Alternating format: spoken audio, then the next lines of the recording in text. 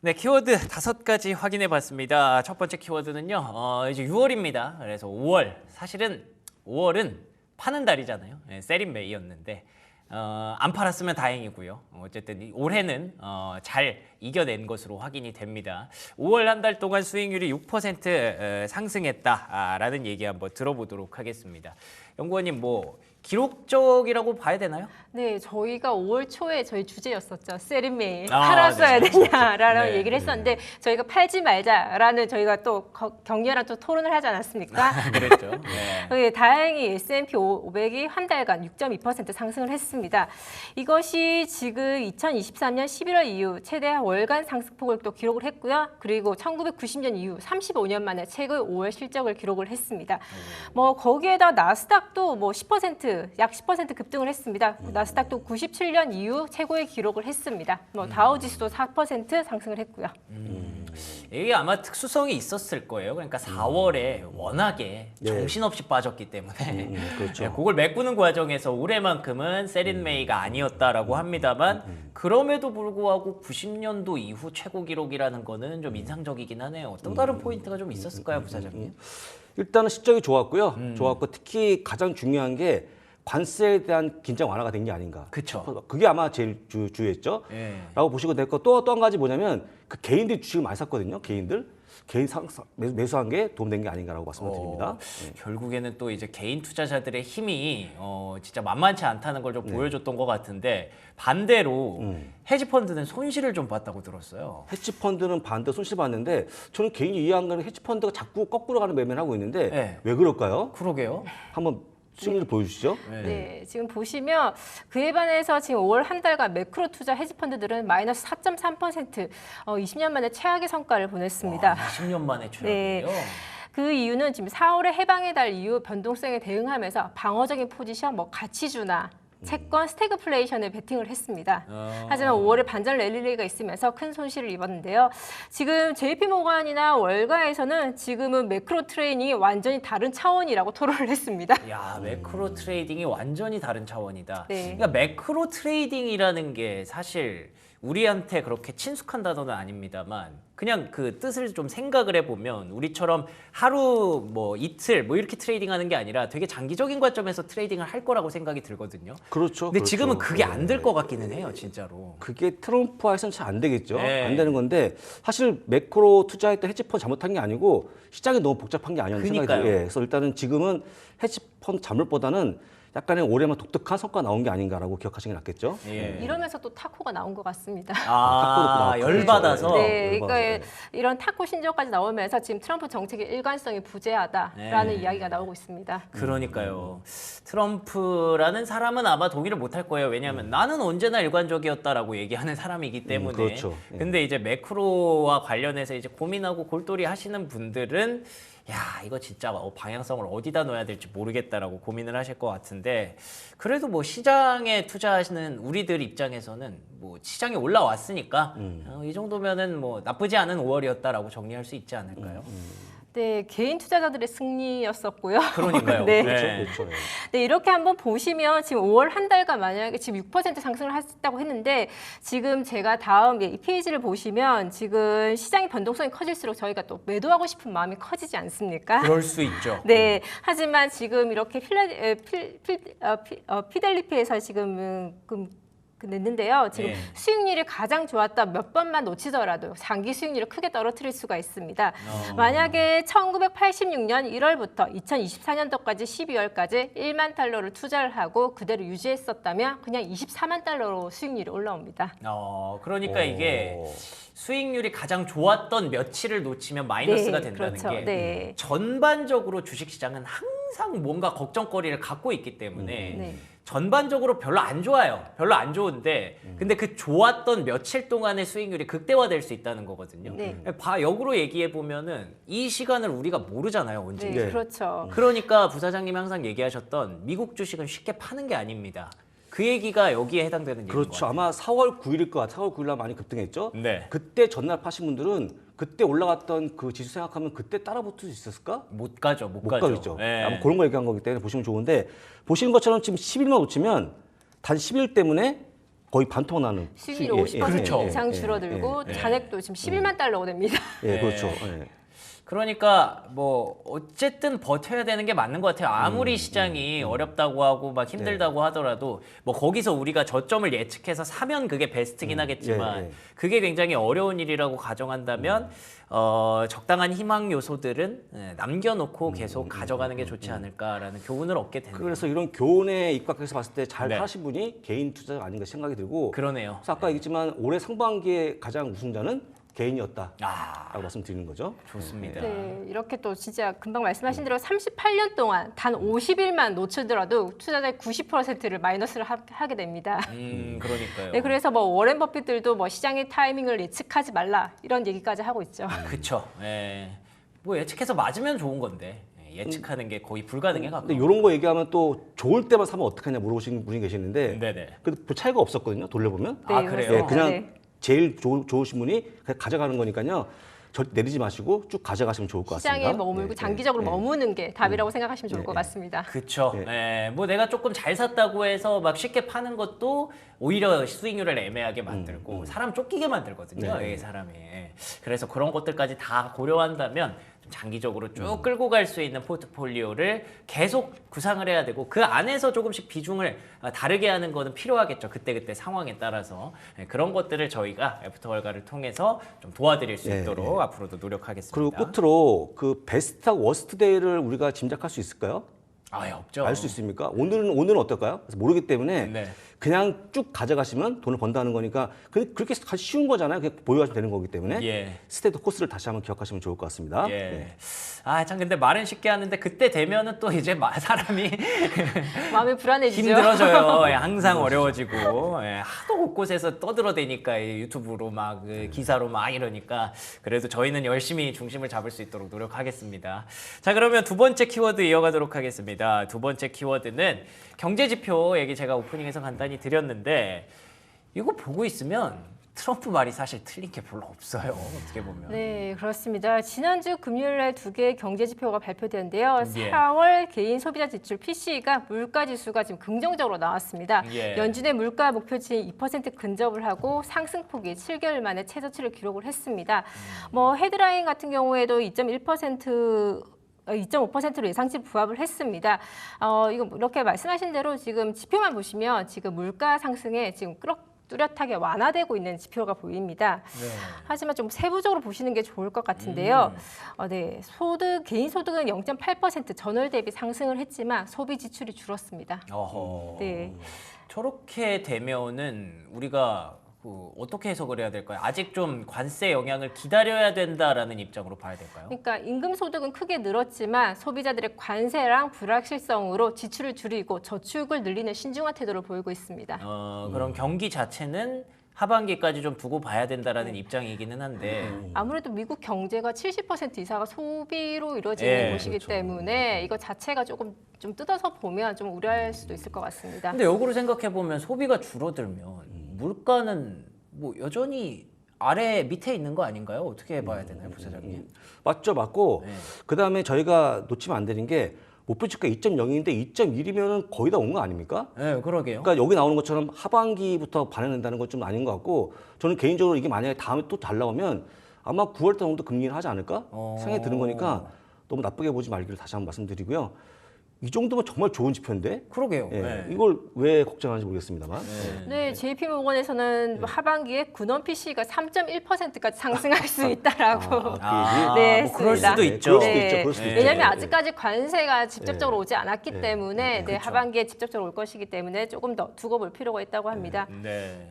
아마 연초에 나오면 또 봄에 모자이기 때문에 그건 계속 나올 때마다 미루는 게 아닌가 생각이 네. 듭니다. 그건. 예. 그러니까 뭐 관세 때문에 그럴 수 있다 충분히 인정합니다만 또 아까 얘기했듯이 매크로 투자하는 기관들이 별로 못 맞추던데 이런 거 생각해 보면은 너무 과도한 우려를 제기하는 게 아닌가 싶기도 하고 그리고 또 최근에 인상적인 게 지난주부터 시작됐던 것 같아요. 심리 지표가 급격하게 개선이 되고 있잖아요. 네, 5월 미시간대 소비자 심리지수가 52.2로 4개월 연속 하락세를 멈췄습니다. 그러니까요. 네. 뭐 이 심리지수가 저희가 지난달에 저희 중국 트럼프가 지금 미국의 관세 유예가 발표되면서 그게 약간 컸던 것 좀 기대를 했었던 것 같습니다. 예. 그러면서 기대 인플레이션도 6.6%까지 이게 굉장히 높은 숫자긴 합니다만 네, 그렇죠. 시장이 예상했던 건 7% 이상이었거든요. 네. 그것보다 계속 이렇게 안정이 되고 있으니까 물가지표 그리고 심리지수 지난주에 발표됐던 컨퍼런스 보드의 소비자 심리지수 이런 거 고려해 보면 확실히 관세 유예의 영향, 긍정적인 영향이 시장을 좀 인식을 하기 시작한 것 같기는 해요. 근데 또 지금 또 서로 마음이 맞지 않아서 그렇죠. 네. 그게 또 걸리는 부분이기는 한데 뭐 계속 이렇게 걱정의 벽을 타고 조금씩 개선되는 부분들이 확인되면 걱정의 벽을 타고 증시는 긍정적으로 반응을 하지 않을까 그런 기대도 한번 하게 됩니다. 부사장님 그 요 지표들 뭐 전체적으로 총평을 해주신다면 어떤가요? 전체적으로 지표는 좋아지고 있는데 특히 심리 지수는 좋을 수밖에 없겠죠. 지금 아시겠지만 대부분 다 합의가 되고 상황이기 때문에 좋아질 예. 수밖에 없는 것 같고 솔직한 얘기로 우리가 파월이 보고 있는 게 이게 아니기 때문에 네. 하단 데이터는 더 좋은 게 아니겠습니까? 네. 지표는 걱정 없다고 보시면 좋을 것 같고 지표는 계속 좋아질 거니까 걱정하지 마십시오. 알겠습니다. 뭐 채팅창을 봐도 제 느낌에는 반반 갈리는 것 같아요, 의견이. 예. 뭐 아직 좀 더 두고 봐야 된다. 이 정도면은 괜찮다. 이제 파월이 금리 내리면 된다. 이런 얘기들이 갈리고 있는 것 같은데 그걸 계속 확인하는 구간들 안에 우린 들어와 있고요. 아마 6월 지나가면 그런 것들이 어느 정도 한쪽으로 모아지지 않을까 예상이 됩니다. 자, 세 번째 키워드 이어가도록 하겠습니다. 여기서부터 이제 좀 머리 아픈 얘기를 다시 시작을 해야 되는데 철강과 알루미늄 관세 25에서 50%로 갑작스럽게 또 올라갔습니다. 그러면서 이제 트럼프 대통령의 SNS를 보니까 나는 이게 굉장히 자랑스럽다. 뭐 이렇게 얘기를 하는 걸 제가 봤는데 도대체 왜 이렇게 한 것이며 앞으로 어떤 상황이 벌어질지 한번 정리해 보겠습니다.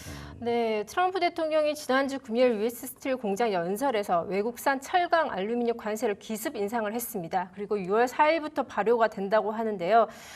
지난 3월 10일 무역 확장법 232조 근거로 철강 알루미늄을 25% 관세를 부과를 했는데 기습으로 지금 2배로 인상을 했습니다.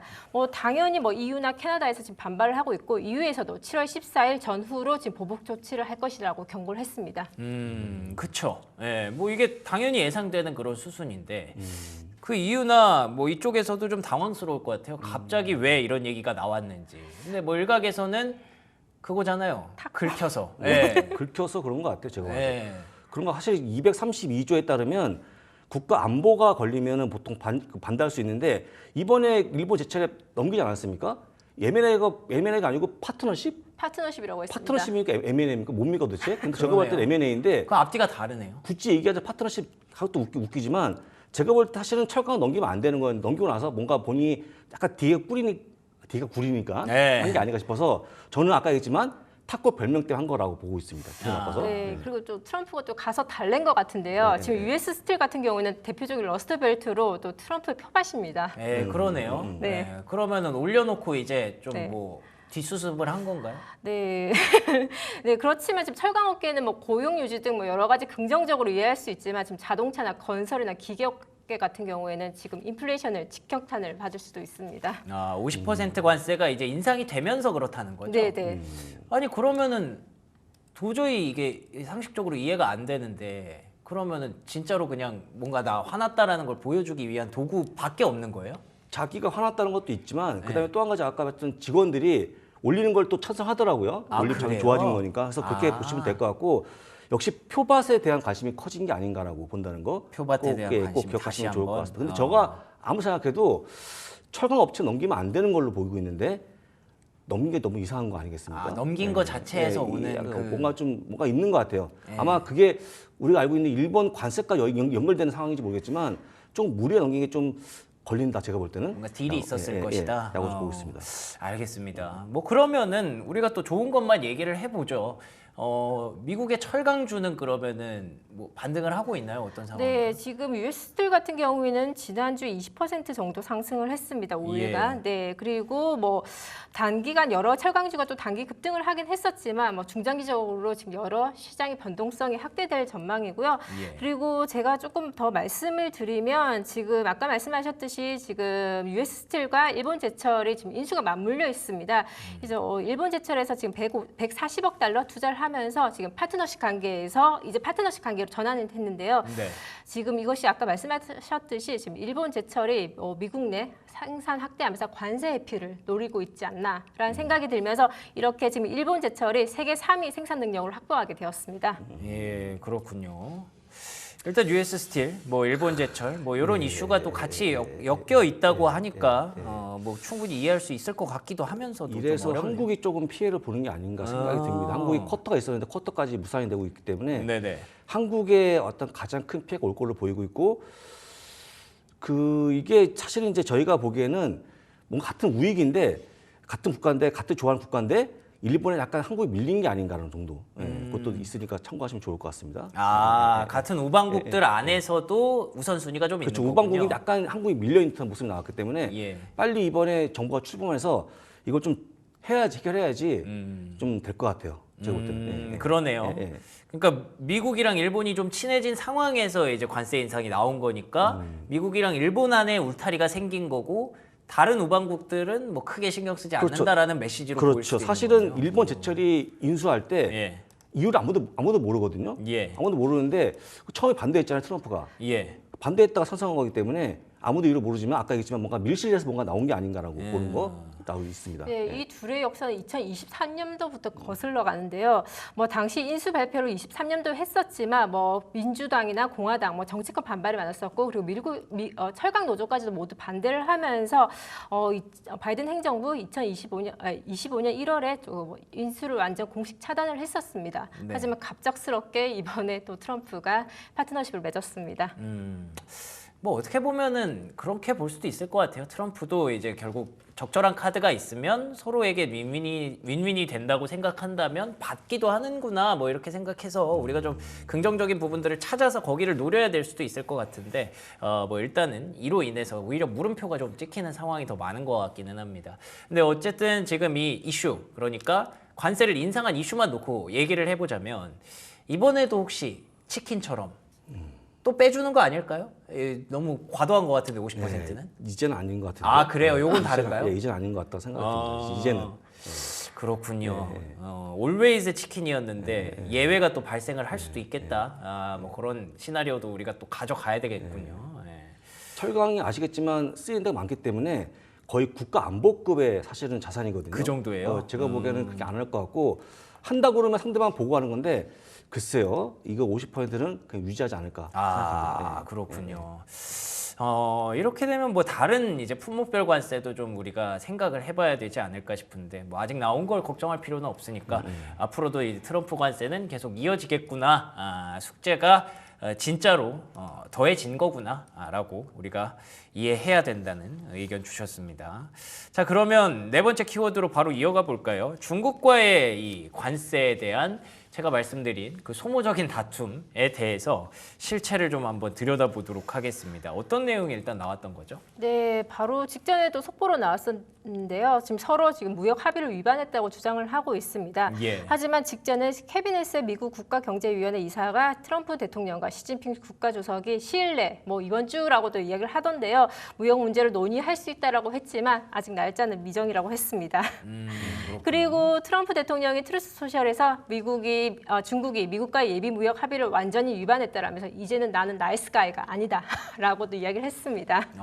나이스 가이가 아니다. 이게 굉장히 좀 인상적이네요. 뭐 지금까지 나이스 가이였는지 아닌지를 떠나서 어쨌든 앞으로는 뭐 좀 더 강력해지겠다라고 선언을 한 셈인 거잖아요. 그렇죠. 강력해진다는 건데 예. 제가 볼 때는 지금 이제 남은 게 반도체하고 히토류인데 네네. 그걸 시간이 걸리는 거니까 착한 사람이어도 이건 안 되는 겁니다. 시간이 걸리겠죠. 그래서 그러네요. 일단은 가장 중요한 품목이니까 걸릴 것 같고 예. 어쨌거나 시간이 걸리는 내용이니까 이번 주보다는 다음 주 정도 네. 가능성 보이니까 그때 또 보시면 좋을 것 같고 지금은 아닌 걸로 좀 보여집니다. 네, 지금 미국에서 지금 히토류를 70% 이상 중국에 의지하기도 있고, 그리고 중국은 미국을 제외한 나머지 뭐 한국이나 독일, 뭐 그리고 일본 등에서는 제한적으로 허가를 해주고 있습니다. 완전 미국이 왕따가 지금 되고 있는 상황이고요. 그리고 그에 반면에 또 미국에서도 뭐 최근까지 반도체 설계 소프트웨어 EDA까지 뭐 수출 금지를 하고 있으면서 사실 실질적으로 행동은 서로 굉장히 압박을 하고 있었던 분위기입니다. 그렇죠. 네, 계속 이래저래 좀 있었어요. 논란들이 있었는데 다른 이슈들이 너무 컸기 때문에 우리가 조금 덜 들여다보고 있다가 이번 주에는 이걸 또 집중적으로 봐야 되는 그런 상황이 됐고요. 아까 뭐 연구원님이 말씀하셨던 잠시 후에 뭐 보여주겠다는 그 타코 밈들이 저 사진인 네, 거예요. 맞습니다. 요거 좀 열받긴 하네요. 제가 봐도 근데 제 얼굴에다가 저런 저렇게 해놨으면은 뭐 제가 아직 뭐 30대라서 괜찮지. 저 나이에 저렇게 해놨으면은 저거 뭐 좀 열받을 것 같기는 하네요, 진짜로. 그렇습니다. 그래서 지금 이번 주도 지금 타코가 그만이 되어야 될 텐데 네. 지금 이렇게 밈이 이렇게 확산이 되어 있으면서 이번 주에 지금 저희 관세 정책이 지금 주목되고 있습니다. 아, 그렇군요. 근데 그나마 좀 순화된 그림이 많이 저것도 있고, 순화예요? 순화된 그림이고 아. 더 심한 거 되게 많았어요. 도대체 어떤 걸 보셨길래 되게 궁금하네요. 거의 타코 얼굴이 트럼프 얼굴처럼 만드는 게 있는데 보면 되게 입맛이 떨어질 듯한 그런 그래요? 것도 있어요. 있는데 이건 굉장히 순화된 그림 보고 있네요. 이 정도면 귀여운 편이군요. 귀여운 편이죠. 귀여운 편이고 그나마 좋은 것만 뽑아오신 것 같은데 그림을. 예, 제가 또 심한 거 방송이니까. 아닌데. 그렇죠. 예, 방송에. 방송이니까. 또 국가원수를 또 대우를 해줘야 되니까. 그렇죠. 예, 어른인데 그래도 네. 우리 입장에서 또 조롱할 수는 없는 일이고. 네. 알겠습니다. 어쨌든 이런 얘기들이 계속 나오고 있다는 거를 고려해봤을 때 전 또 그런 생각이 드네요. 오히려 지난주에 법원에서 상호관세 이거 불법이다라고 얘기를 해서 내버렸더니 그게 오히려 역효과가 나는 것 같기도 해요. 그리고 괜히 계속 다른 품목별 관세로 내가 이렇게 할 수 있다는 걸 보여주겠다라는 느낌이어서 그것도 이제 3명의 판사가 한 건데 네. 그것도 아까 했지만 곰을 찌르는 행동이었죠. 사실은 그렇죠. 그게 예. 아예 차단하면 좋은데 차단이 안 되기 때문에 품목별로 넘어간 거 아니겠습니까? 예. 저는 개인적으로 그것도 완벽한 차단이 불가한데 불구하고 했기 때문에 네. 약간 이상해 보이고 아마 더 화가 난 것 같아요. 트럼프가 지금 상태에서는. 예. 사진이 또 몇 개 더 나가네요.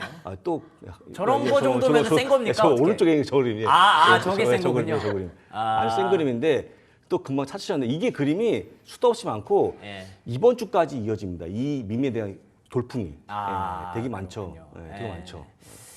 뭐 화가 나고 말고 왜 별개를 떠나서 이 정도로 많으면 한번 보여주고 싶기는 할 것 같긴 하네요. 그렇죠. 예. 예. 나 그런 사람 아니다. 나 약한 사람 아니다.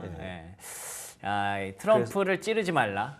찌르면 안 되는 거고요. 그래서 찌르지 말고 뒤에 나오는 문장은 아예 이제는 아예 끝내라 네. 하는 거기 때문에 찌른 다음에 후폭풍이 굉장히 큰 거라고 얘기한 거겠죠. 그쵸. 아마 그게 아마 유럽 정상이 한 얘기니까 정답 아니겠습니까? 근데 이번에 너무 심하게 찔러갖고 제가 볼 때는 이번 주까지 이런 얘기가 나오지 않을까 생각합니다. 굉장히 어려워지겠죠. 뭐 다 같이 찌르지 말자고 약속할 수도 없는 노릇이고 뭐 이렇게 되면은 그냥 계속 이런 일들이 반복되겠구나라고 생각하는 게 맞기는 하겠네요. 만약에 이게 그러면 심화가 된다고 가정을 한다면 마지막 5번째 키워드로 이어가 보도록 하겠습니다. 혹시 진짜로 다시 또 침체가 오는 걸 걱정해야 되나요? 어떤 내용인가요? 네, 지난주 미국 싱크탱크 컨퍼런스 보드에서 미국 주요 기업 CEO 133명 대상으로 조사한 결과 중에서 83%가 1년 내에 미국 경기 침체가 올 것이라고 예상을 했는데요. 이 중 70% 정도는 짧고 가벼운 침체라고 하고 12%는 심각한 침체가 올 것이라고 전망을 했습니다. 네. 네, 뭐 그리고 또 현재 경기 상황이 나빠졌다는 응답은 1분기에 11%였는데 2분기에 82%로 급등을 했고 그리고 자신이 속한 업종의 실적이 6개월 전보다 나빠졌다라고 하는 응답도 뭐 1분기에 22%에서 70%로 상승을 했습니다. 뭐 여기까지만 놓고 보면은 일단 경기 침체, 급격한 경기 침체를 예측하는 비중은 크지는 않아요. 뭐 10% 정도대. 근데 이 외에 경기 둔화 정도라고 우리가 순화를 해서 표현을 하는 그 정도가 굉장히 높아진 건 사실입니다. 한 70%까지. 뭐 그 정도는 충분히 이해할 수 있는 부분이기는 한데 80%가 곧 경기 침체가 예상이 된다라고 이제 워딩을 가져가니까 시장에서는 조금 덜 겁을 먹을 수도 있을 것 같거든요. 부사장님 요거를 좀 풀어주실까요? 저는 네. 기업들 CEO가 지금 경기 좋다고 얘기하는 게 맞을까요? 아니면 아니라고 얘기하는 게 맞을까요? 보통은 안 좋다고 얘기할 것 같아요. 그거예요, 그거. 그러니까 쉽게 얘기하면 예. 지금은 대운다 약간 엄사가 피우기 때문에 그렇죠. 물어보면 안 좋다고 얘기하고 있고 오히려 만약에 개인 투자자한테 물어보면 경기 좋다고 얘기합니다, 지금. 다른 모습이기 때문에 오히려 CEO가 얘기하는 건 너무 당연한 게 아닌가 싶고 그렇게 해야지 뭔가 주주분들한테 약간 좀 측은지심 받지 않겠습니까? 예. 그런 포인트이기 때문에 이건 그러린다 하고 넘어가면 좋을 것 같고 오히려 이렇게 되면 그만큼 이제 그 CEO가 엄살을 부리고 있구나 아. 라고 판단하면 될 것 같습니다. 그 주말에 제이미 다이먼이 또 한마디 했더라고요. 뭐 지금 이제 뭐 채권 자경단부터 시작해서 지금 뭐 총알이 필요한 시기다 뭐 이런 얘기를 하면서 굉장히 불확실성을 강조했다고 하는데 그 후속 보도로 나오는 기사들이 제이미 다이먼이 왜 이렇게까지 얘기하는지를 생각해 봐야 된다라는 게 어쨌든 이 사람도 JP 모건이라는 금융회사의 CEO이기 때문에 네. 불확실성을 이렇게 유발했을 때 사람들이 더 은행의 자금을 예치를 많이 하고 이런 것들이 있다고 얘기하는 측면도 있더라고요. 제이미 다이먼은 작년에 시장이 좋을 때도 했던 말이기 때문에 네. 그분은 항상 그런 식으로 얘기하거든요. 저는 이해 안 되지만 좋을 때도 얘기하면 사실은 투자하지 말라는 건데 그러면 작년에 봤던 수익률을 다 놓치는 건데 그렇죠. 투자자분들은 그걸 듣고 나서 많이 놓쳤다고 그러면 기분 나쁘지 않겠습니까? 그렇죠. 그래서 약간 제이미 다이먼 얘기는 너무 이렇게 한쪽에 기울어진 얘기이기 때문에 그런가 보다 넘기시면 좋을 것 같고 아마 이분 빨리 정계로 가셔야 되지 않을까 싶어요. 저는. 제가 볼 때 그래요. 그런 포석이군요. 너무 심했죠. 허리케인, 태풍 바람이 컸기 때문에 예. 이분 입에서 최근에 좋은 게 나온 게 없는 걸로 기억하거든요. 저는요. 개인적으로. 예. 채팅창에서 그런 얘기가 있네요. 1년 안에 침체 온단 말은 나도 하겠다. 뭐 이런 얘기도 예, 있으신데. 맞아요. 맞습니다. 그건. 그래도 여기 이제 그 자료들이 일단 있는 건 사실이고 그리고 또 지금 현금 보유량도 좀 늘어났다라고 하는 얘기가 있어요. 연구원님. 네, 지금 미국 머니마켓 MMF죠. 지금 역대 최고 규모인 7조 달러 현금이 예치되어 있습니다. 네. 지금 현금 보유가 지난 6년 이래 최고치라고 하는데요. 아무래도 역사적으로 경제가 침체였을 때마다 현금이 역대로 쌓여 있는데요. 제가 지금 빨간색 표시되어 있는 거에 지금 역사적인 침체였는데요. 뭐 돈이 쌓여서 경기가 안 좋은 것인지 아니면 경기가 안 좋아서 돈이 쌓여 있는 것인지는 모르겠지만 네. 뭐 시장과 기업들은 하반기 경기에 대해서 많이 우려를 하고 있는 것 같습니다. 그러니까 단기적으로 확실히 현금 보유량이 급증했던 시기가 있었군요. 네. 그때마다 침체가 좀 있었고 이번에도 혹시 그렇지 않을까라고 걱정을 하는데 뭐 일단 많은 분들은 뭐 시장 상황을 고려했을 때 크게 걱정하지는 않는 분위기로 가고 있는 것 같습니다. 제가 볼 때 이것도 만약에 여기다가 표를 바꿔서 만약에 부채가 커지는 표를 갖고 오면 그 또한 보여주고 있는 경기 침체에 대한 그림이거든요. 그럴 수 있죠. 근데 아까 얘기했지만 미국은 부채가 많다 보니까 관련해서 가져오면 되게 많아요. 많은데 아까 얘기했지만 사실은 미국에 대한 부분 소비를 강구하면 안 되기 때문에 이런 걸 수도 있다라고 보시는 게 맞을 것 같고 너무 진지하게 보시면 안 될 것 같다 말씀 다시 한번 드립니다. 예. 그러니까 항상 아까도 제가 말씀드렸지만 그 경제 지표 나왔을 때도 의견이 좀 반반으로 엇갈린다고 했잖아요. 이 정도면은 괜찮아. 파월만 해주면 금리 인하 할 수 있어. 이런 것도 있고 반대로 야 이래도 또 관세 들어오면 어떻게 될지 모르겠어라는 의견도 있는 것처럼 이게 계속 하나로 모이기까지는 시간이 좀 더 필요한 것 같습니다. 그래서 이런 CEO들의 얘기도 심심치 않게 우리가 듣게 되는 것 같고요. 분명한 것은 이제 직전 침체는 팬데믹 때 나왔죠. 팬데믹 때 코로나 때 네네. 거의 없었으니까 그건 뭐 기억하시면 좋을 것 같습니다. 알겠습니다. 팬데믹도 어느덧 5년 전이에요. 20년도였으니까 조금 더 시간이 지나면 침체가 올 수도 있겠지만 아직은 아닐 수 있다라는 거 참고하시기 바랍니다. 자, 그러면 저희는 이제 맛있는 미국 주식 찾으러 넘어가 보도록 하겠습니다.